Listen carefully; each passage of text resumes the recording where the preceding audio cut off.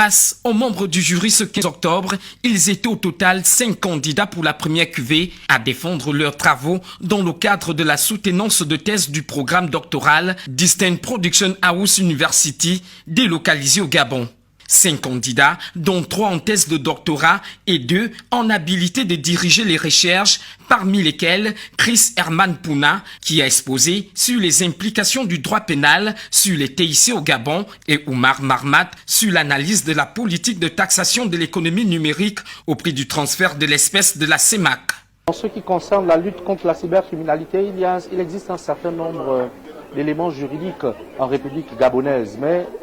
éléments juridiques, j'entends par là d'un point de vue légal et réglementaire. Mais nous partons du principe qu'il reste beaucoup à faire, parce que ce soit la loi sur la protection des données à caractère personnel, il n'y a pas de loi en ce qui concerne la lutte contre la cybercriminalité. Malheureusement, nous n'avons pour le moment que quelques dispositions de notre code pénal et une loi sur la protection des données à caractère personnel. Et donc, nous avons tenu à travers notre thématique passer au crible tous ces manquements-là, mais également,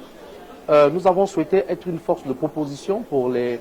autorités de notre pays afin que des textes législatifs et réglementaires soient pris dans ce domaine pour lutter efficacement contre la cybercriminalité. Les aspects qu'on a abordés dans le travail, c'était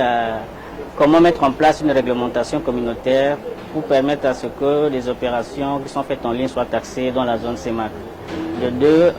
permettre aussi aux États de se moderniser, d'avoir des outils et des équipements adaptés qui permettaient de tracer toutes les opérations qui sont faites en ligne. Si les banques peuvent tracer des opérations de transfert d'argent, un État aussi peut tracer une opération de vente qui est faite sur Amazon, Alibaba, Jumia, etc.